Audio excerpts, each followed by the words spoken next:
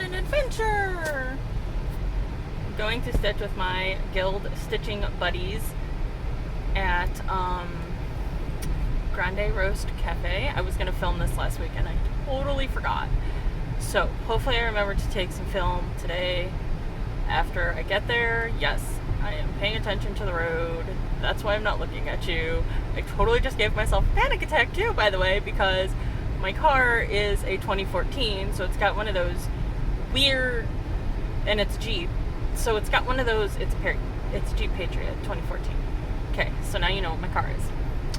It's got one of those kind of odd, I think they're odd, but it's got one of those, it's an automatic, but it's got one of those touch gear shifts, so like, or touch, it's like a touch manual, so I can, most of the time. So I drive it in automatic because I don't know how to drive a manual. Well, if you hit the gear shift just right, it will kick it into manual, and you have to like bounce the gear shift back and forth on the bottom where it's at in drive to get it to shift up to the correct gear. I have no idea how to drive a manual. I have no idea how to do that. Unfortunately, it is a highly sensitive thing. I was just sitting at the train tracks in Grafton and tapped my gear shift, tapping my fingers, waiting for the train, and totally tapped it into the shift. I went up over the train tracks nice and slow, went to speed up to go through town, and my car started not acting right, and I'm like, oh my god, please don't tell me my car is broken. I about had a panic attack. So, alright, I'm at a red light, so I'm going to turn my video off. This will cut in prior to me talking because I had to turn it on while I was stopped. And now I have to turn it off. Grande Roast Cafe. It's a part of Creative Living in Medina. It's Creative Living, there's something else in the name. But it's a little cafe, coffee house. They do breakfast and lunch and coffee. Creative Living is an able-bodied housing solution for able-bodied exceptionalities. So just about everybody that's employed here is able-bodied exceptionalities. They do so. In addition to the coffee house, they pack up coffee and mail it. They have a greenhouse where they grow lots of fresh produce, and they participate in the farmers market and selling it. You can buy the coffee and have it shipped. It helps support the housing effort. They have really nice food. It was very full today when I walked in, so I did not take any pictures when we walked in, but I did get a picture of our group. So it's a nice little Monday afternoon sort of activity. Gives me something to do, I guess. Gets me out of the house, I guess. I don't know. Gets me to meet people. Meeting people is hard. One day I will walk in there with the camera going and I will film, but I'm not quite comfortable yet doing these sort of things. So I gotta get on it.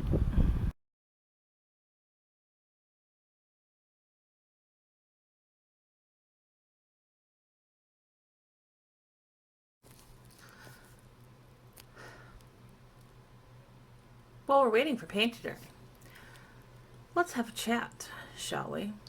You'll see this after you see the dried paint, or what I do when the paint dries, but let's have a chat. You probably know what I'm going to talk about, right? Because it's a topic that I talk about a lot, which is mental health. And if you are like breathing, mental health has been talked about a lot this week, especially because of Simone Biles removing herself from Olympic competition for the team and the all-around competition. Okay, so let me preface this with, I don't follow gymnastics. I'm not a gymnastics person. I don't really follow it. If I'm watching the primetime coverage of the Olympics and it's what's playing, I'll watch that, but I don't understand gymnastics at all. Well, I have a vague understanding of gymnastics. I understand that if you step over a certain point on the floor mat, you lose points. I understand that if you land wrong, you lose points. I don't even know how it looks if you land wrong. Anyways, I have a very rudimentary understanding of gymnastics. But anyways, so by now we all know. Tuesday morning, Simone Biles withdrew from the all-around team competition. And, like, okay, so I'll admit, my first reaction was, okay, so she didn't have it, because, you know, I knew she didn't have a good,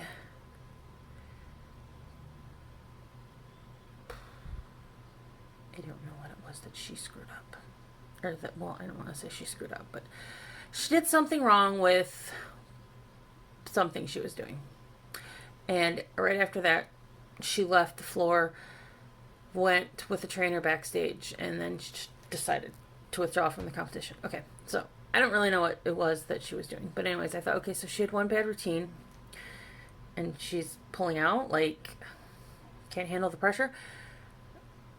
But then, of course, as the day went on, they got a little bit more into, and she talked a little bit more about, and she talked about what she was thinking, what was going on, and the media got a little more into, well, it wasn't just that one routine, you know, I know there were a few missteps with the whole team during qualifiers. Well, she made a couple missteps. There was some missteps made, I guess, at Olympic trials. And it just, from the sounds of it, she's had a rough year. And so that kind of made it make a lot more sense to me. Like, quite obviously, she's not mentally where she felt she needed to be. And you could, you know, by the end of the day, Tuesday, it was like, okay, she is not mentally where she wants to be with this. And there's a very good reason why she's saying, I need to just pump the brakes and I'll stop and take care of myself. And then as yesterday, Wednesday, went on, there was more talk about, well, she didn't feel safe in herself in doing some of these more dangerous routines. And I will admit, some of what they do in gymnastics does look pretty dangerous, so I kind of see that. So I got it, I get it. Like, it made more sense to me once I kind of had the whole story. Even though I was a little ticked off that the news media said, well, Simone Biles withdrew from the gymnastics competition, and the women won silver, like, before they could even play the competition on TV. Glad I wasn't on my edge of my seat waiting to see what the women's gymnastic team did in the Olympics. That ticked me off a little bit. Not because I have any vested interest, but because spoil sports, whatever. So I watched this whole thing with Simone Biles unfold, and I realized that, yes, my initial reaction was assholey. You know, but I've held saying anything because I was like, you know, there's got to be more to it than this. Because she just doesn't seem like the kind of competitor to do that. But maybe, I don't know. You know, and then they started talking about the problems with the Olympic trials, with the qualifiers, with even some practices. And she even said she just didn't trust herself to safely execute her routines. And that says a lot. You know, my whole point in this is, you know, we are on social media rah-rahing Simone Biles for saying, I need to take care of my mental health and make sure my mental health is in a spot where I'm good to perform my job at its absolute utmost. That's, you know, what we need to do. The problem is, a lot of people that I see championing Simone Biles right now are the same people that complain because Susie 3 cubicles down takes a day off because she's stressed out. They're the same people who get pissed off at Jenny at the restaurant, who is clearly having a rough day and is stressed out and is probably overworked, and she forgets your drink for a minute. Or They yell at her because the kitchen is behind. These are those people. These are the same people who are saying people who are struggling to get back to work right now are lazy. No. Maybe Susie 3 cubicles down is taking a day off because she's lazy. Or maybe she's been fighting with her spouse, or is going through a relationship breakup, or her kid's been sick, or, has struggled with my kid's not going to, my kid's, hasn't been in school full time in person in over a year, and now they're going back, and all of those things. Maybe Jenny at the restaurant is working her 9th day in a row because she has to work for below minimum wage and rely on tips to pay her bills, and that doesn't get done 5 days a week, so she doesn't have time off, and she's missed God knows what with her kids because she's trying to support them. Are we going to have that same rah take care of your mental health mentality that we have for Simone as we do for Susie 3 cubicles down or Jenny at the restaurant? We don't. We don't in this world, and it's wrong. Low income mental health is not the same as regular mental health assistance. I went to a low income mental health assistance clinic back in the day when we didn't have that covered on our insurance, when we didn't have a lot of money, and it was not good care. A lot of low income mental health assistance is also places where court ordered mental health assistance goes. And if you're not a court order, I don't know if the court may kick back to those places. I don't know. I did not receive the type of care that some of those court ordered patients were walking in there with. How is that fair? We want to talk about taking care of our mental health. We need to take care of everybody's mental health. We need to make access not just to physical care available to everybody, because we do need to do that, but we need to make mental health care access equal to everybody. We need to do something to help Susie 3 cubicles down, Jenny over at the restaurant, Sam who is packing up groceries at the grocery store.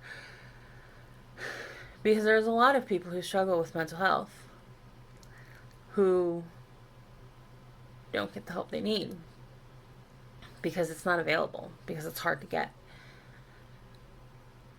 And that is a real problem. A lot of people kind of want to stick their heads in the sand and say America's all equal. It's not. If you're low income and you're struggling, it's not equal. And it's not fair to punish people who are low income and struggling with their health care, with their mental health. It's just not fair.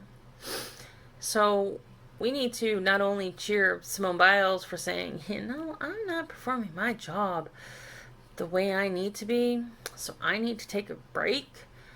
But we also need to, look at that person 3 cubicles down who takes a day off because they're stressed out, and when they come back, say, hey, you all right? You need to talk? We need to be nice to the restaurant server who is clearly stressed out, understaffed, overworked, doing the best that they can to get your meal to you, and maybe there's a hiccup or two. Because you've never had a hiccup putting dinner on the table?